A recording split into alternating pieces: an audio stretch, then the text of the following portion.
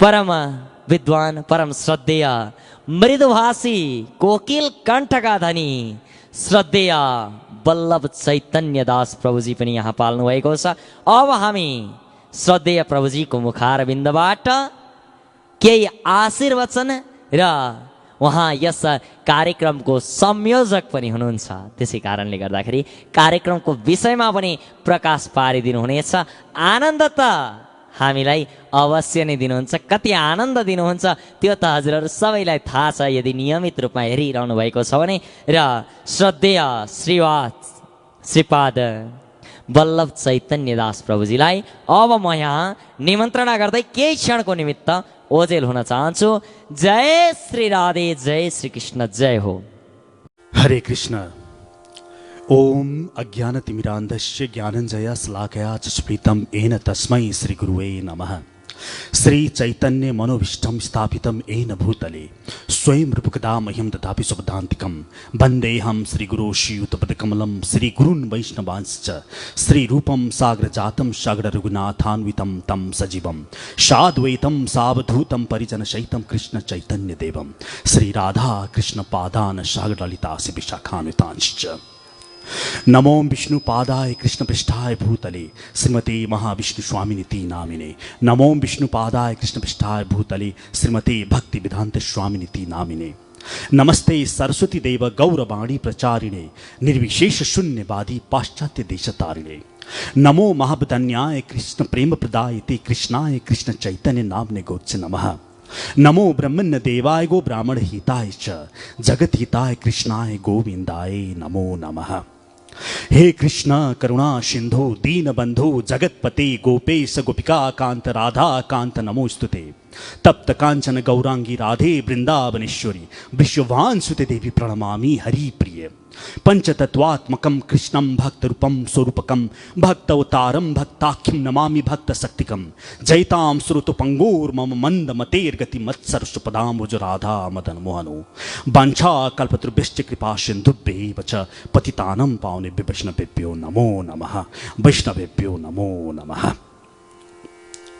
समस्त आदरणीय दर्शकवृंद, आनंद कंद सच्चिदानंद वृंदावन चंद्र श्री कृष्ण चंद्र को चरणार बिंद को मकर मिलिंद को रसिक वृंद भक्तहरू, सर्वप्रथम त म यहाँहरू सबैको चरणमा जगन्नाथ फाउन्डेसन को संयोजकको हैसियतले म वल्लभ चैतन्य दास यहाँहरूको चरणमा साष्टांग दण्डवत प्रणाम गर्दछु। यहाँहरू टेलिभिजनको अगाडि भेला हुनुभएको छ, कोही अन्य ठाउँमा भेला भएका छन्, कोही आफ्नै मजामा छन्, कोही आफ्नै तालमा छन्। हामी सबै प्रत्येक क्षण कुनै कुनै कार्य गरिरहेका छौं।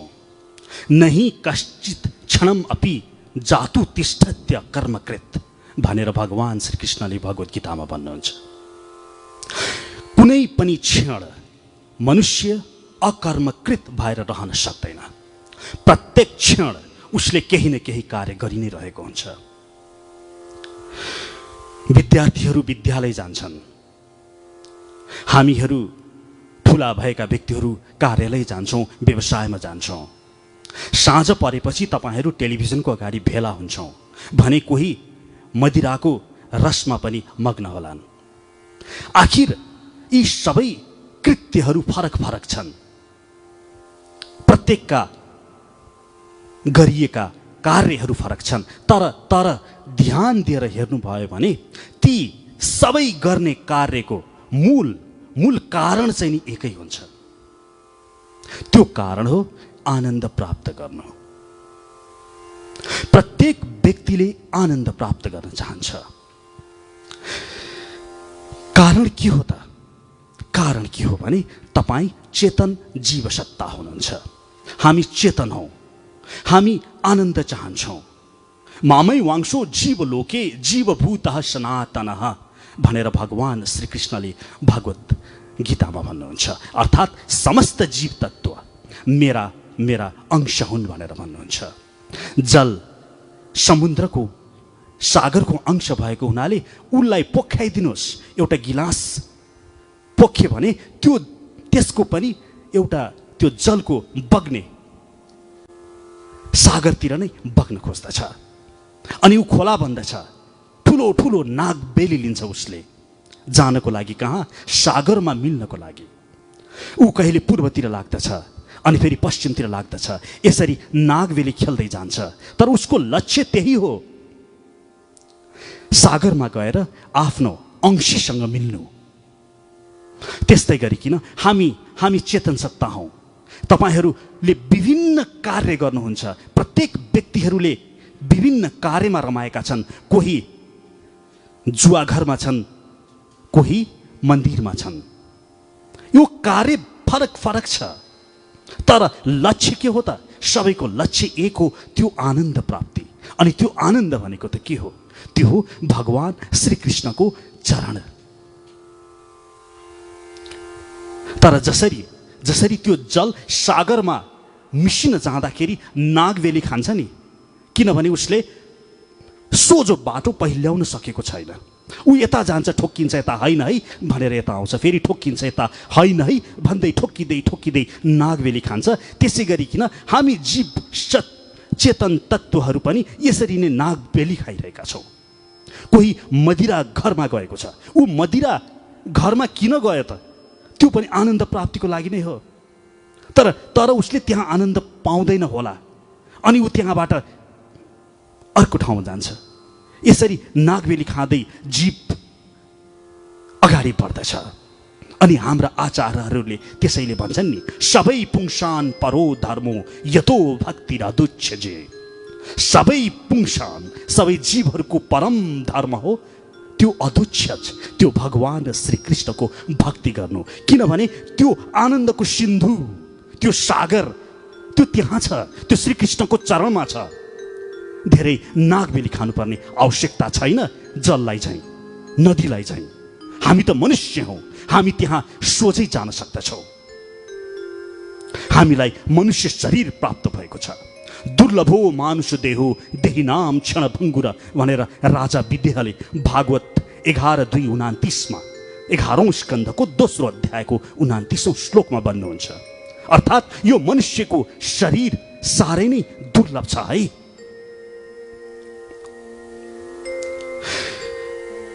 यस्तो दुर्लभ शरीर किन प्राप्त भएको छ? यो कुनै पनि क्षण नष्ट हुन सक्दछ। म अहिले घर फर्किँदै मेरो यो शरीर नष्ट हुन सक्ने सम्भावना त्यत्तिकै छ जति म अहिले यहाँ बाँचिरहेको छु। तर मायाको भ्रम, मायाको पर्दा लागेको छ। म चाहिँ नि मेरो चाहिँ नि अहिले यो शरीर छोड्ने समय अहिले आउँदैन है भन्ने भ्रममा छौँ हामी। त्यो जलिरहेको लास, त्यो पनि जल्नुभन्दा पहिले यही नै सोच्दथ्यो, सबै जलिरहेका छन् तर म त जल्दिनँ है अहिले यति चाँडै। तर अहिले जलिरहेको छ। त्यो प्रत्येक लासले त्यही नै सोचिरहेको थियो। त्यो प्रत्येक अस्पतालमा रहेको, त्यो मुर्दाघरमा रहेको त्यो लासले जब जिउँदो थियो यही नै सोच्दथ्यो। उसले विभिन्न विशाल विशाल सपना बुँदेको थियो। एकपल्ट निहालेर सोचौँ न, हामी यस भूलोकमा, भूधरातलमा के का लागि आयौँ? के विवाह गर्न आएका हौँ? कि मांसाहार गरेर रमाउनको लागि आएका हौला? के को लागि यहाँ आयौँ त हामी? कि भ्रमण गरेर देश विदेश घुम्नको लागि हाम्रो जन्म भएको हो? कि स्त्रीले पुरुष र पुरुषले स्त्रीको सँग गर्नको लागि हाम्रो जन्म भयो यहाँ? आहार निद्रा भएर मैथुन भन्छ नि शास्त्रले। आहार निद्रा अर्थात् कम्फर्ट र लग्जरी र मैथुन, यी सुख जसले जति कमायो त्यही प्रगति हो। प्रगति भनेको के होला? के हो प्रगति भनेको? अहिलेको आधुनिक परिभाषा अनुसार त प्रगतिको संज्ञा आहार निद्रा भएर मैथुन यसमा जति कमायो, जति जति थुपार्यो त्यही नै प्रगति। गिद्धलाई गएर सोधियो भने, ए गिद्ध, प्रगति भनेको के हो भनेर प्रश्न सोधियो भने गिद्धले के उत्तर देला? पक्कै पनि भन्ने छ, हेर त यताको गिद्धलाई, त्यसले यति धेरै सिनोबाट मासु लुच्न सफल भयो, त्यसले 3 किलो, मैले त यति मात्रै। अनि कुकुरलाई गएर, ए कुकुर, प्रगति भनेको के हो भनेर प्रश्न गरिए के उत्तर देला त्यसले? त्यसले पक्कै भन्ने छ, त्यो फलाना कुकुर, त्यसको इलाका हेर्नुहोस् त, त्यहाँ उसको ठुलो इलाका छ, उसको धेरै कुकुरनीहरू छ। अनि उसले अर्कोलाई देखाउला यसरी प्रगतिको संज्ञा, उसको इलाका, अनि उसले कति भुक्न सक्छ, यसमा उसले प्रगतिको परिभाषा ठम्याइ गरेको छ। भने हामी मनुष्यमा प्रगति भनेको के हो? What is success? आचार्यहरूले सतो, रजो र तमो गुणी चेतनामा हामी मनुष्य छौँ भनेर हामीलाई भनेका छन्। एउटा तमो गुणमा लतपत व्यक्तिलाई प्रगति भनेको के हो भनेर संज्ञा प्रश्न गरिए उसले के परिभाषा गर्ला? पक्कै पनि त्यही भन्ने छ नि, के छ यार जिन्दगी, आज यता मदिरापान गरौँ, यता यो स्त्रीसँग अथवा स्त्रीले यो पुरुषसँग घुमौँ, मरिलानु के छ? यही प्रगतिको संज्ञा देला। र तिनीहरूको बिचमा कम्पिटिसन होला, कसको धेरै गर्लफ्रेन्ड र बोयफ्रेन्ड, कसले धेरै मदिरा खुवाउन र खान सक्दछ, कसले धेरै आफ्नो तागतको वर्चस्व स्थापना गर्न सक्दछ। यसमै उनीहरूको अन्तर्द्वन्द होला र यसैलाई प्रगतिको संज्ञा देला। त्यो मानसिक चेतनामा रहेका व्यक्तित्वहरूले भने एउटा रजोगुणी व्यक्तिलाई प्रगति भनेको के हो भनेर संज्ञा प्रश्न गरिए, परिभाषाको बारेमा प्रश्न गरिए, उसले के भन्ला? पक्कै पनि भन्ने छ, मेरो कति नोकर चाकर छन्, कति गाडी छन्, त्यसको त यति धेरै गाडी छ, त्यो त यति ठुलो पदमा छ, त्यसले यति ऐश्वर्य समेट्न सफल भएको छ, यसलाई उसले प्रगतिको संज्ञा देला। र जसले जति यो कमाएको छ, पद, प्रतिष्ठा, ऐश्वर्य, सायद रत्न पार्कको टुली खेल्नै जग्गा किने होला अथवा धरहरा जति ठुलो घर बनाएको होला, उसलाई उसले प्रगतिको संज्ञा देला। भने एउटा सतो गुणमा अवस्थित व्यक्तिलाई गएर प्रगति भनेको के हो भनेर प्रश्न गरिए उसले के भन्ला? आफै विचार गर्नुहोस्। भने एउटा गुणदेखि माथि गुणातीत रहेको एकजना व्यक्तिलाई वृन्दावनमा गएर अथवा बर्सानामा गएर एकजना बाबाजीलाई गएर भन्नुहोस्, बाबाजी जानुहोस्, हिँड्नुहोस् काठमाडौँ, म तपाईँलाई सिइओको ठुलो तलब दिउँला, नोकर चाकर दिउँला, गाडी दिउँला, महिनाको 5 लाख रुपियाँको तलब दिउँला, के उसले के भन्ला? उसले पक्कै भन्ने छ, ओहो माया। ऊ आफ्नै हरि नामको अन्तर्द्वन्द्वमा हुन्छ। त्यो बाबाजीले, उसले, फलानाले यति हरि नाम लिएको छ, मैले यति मात्र लिन सकेँ, आज यो कम्पिटिसनमा ऊ रहन्छ। हेर्नुहोस् त प्रगतिको संज्ञा। यो प्रगति भनेको तपाईँको चेतना हो र चेतनाले कस्तो हुलमा तपाईँ हुनुहुन्छ, त्यो हुलहरूले के स्वीकार गरेका छन्, त्यही तपाईँको प्रगतिको परिभाषा हो। तसर्थ यो अहिले जुन परिभाषामा हामी छौँ, यसलाई छोडेर वास्तविक परिभाषातर्फ हामी उन्मुख हुने हो कि?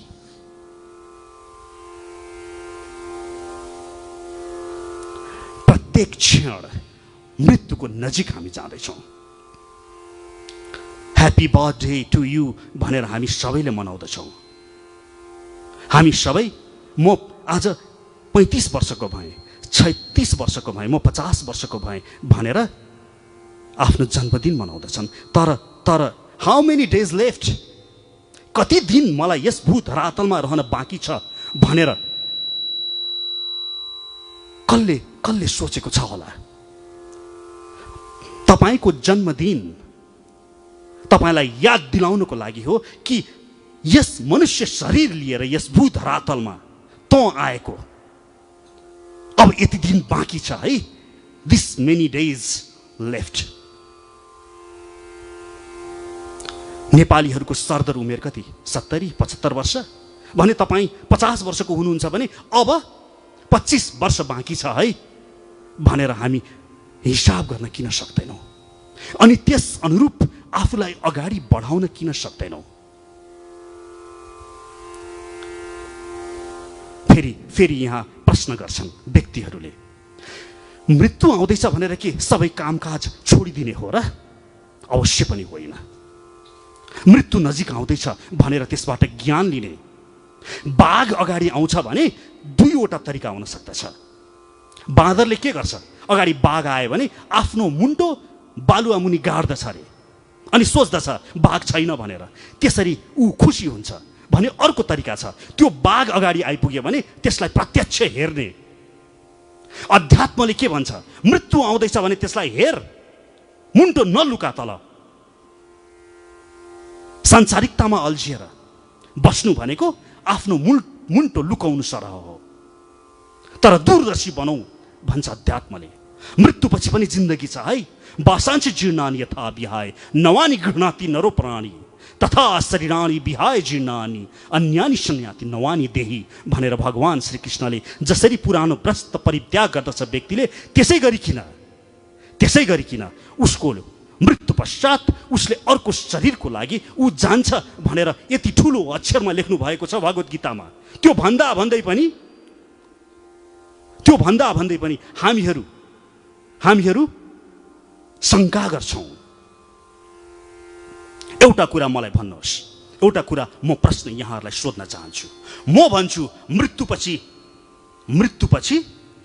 गति छ, र कोही व्यक्ति भन्छन् मृत्युपछि थाहा छैन। अब एकपल्ट विचार गरेर हेरौँ न, के को आधारमा हामीले यो कुरा भनिरहेका छौँ?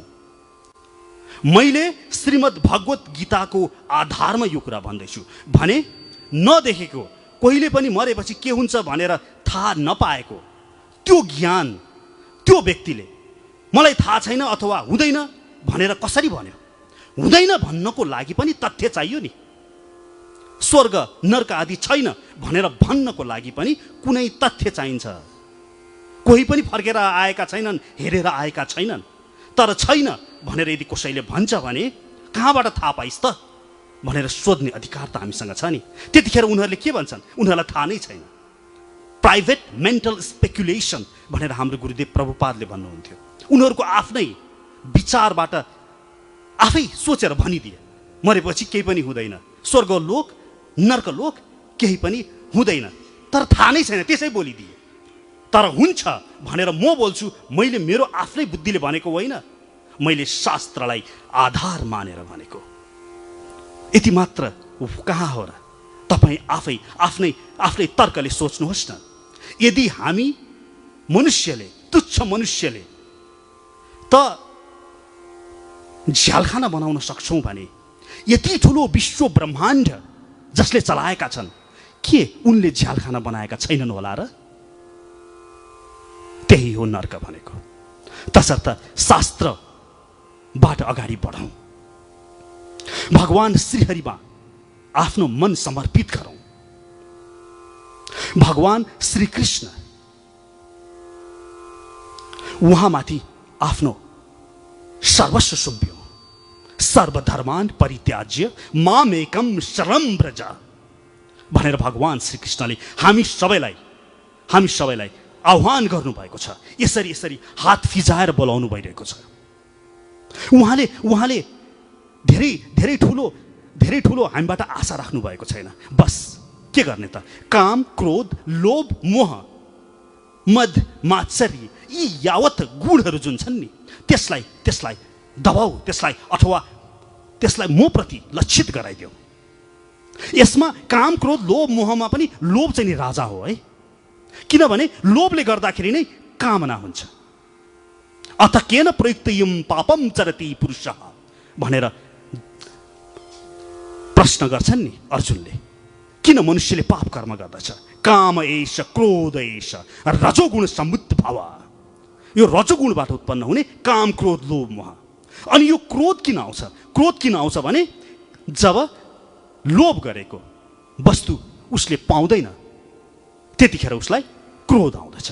अनि लोभ त लोभ भइगयो र मोह पनि लोभकै एक प्रतिरूप हो। अर्थात् काम, क्रोध, लोभ र मोह यसलाई हामीले श्रीकृष्ण लक्षित गरौँ। अनि हाम्रो इन्द्रिय, हाम्रो अन्तस्करण शुद्ध हुन्छ, हामी शुद्ध हुन्छौँ। अनि हाम्रो हृदयमा रहेको त्यस हरि जुन पहिलेदेखि तपाईँको हृदयमा छ, उनको महसुस हुन्छ। यो कुरा स्पष्ट हामीमा हुनु पर्यो। अब यो लोभ त काम, क्रोध, लोभ, मोहमा लोभ महत्त्वपूर्ण रहेको छ भने लोभलाई कम गर्ने कसरी त?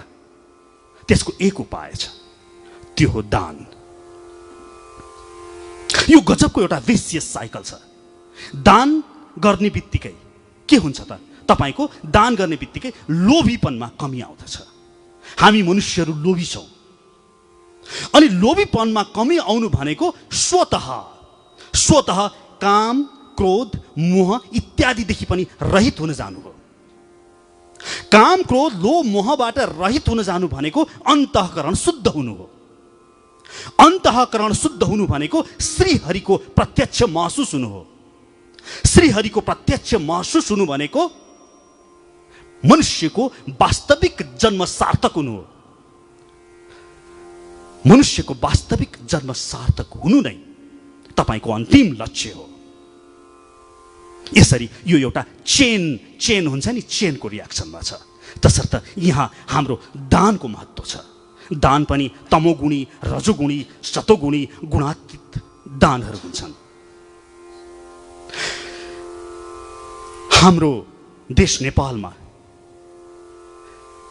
सल्यानटारमा, धादिङ जिल्लाको त्यहाँ हामीले मन्दिर बनाउने सङ्कल्प गरेका छौँ, जुन स्थान स्वयं नरसिंहदेवको लीलास्थली हो, जुन पुराणमा नै वर्णित रहेको रहेछ।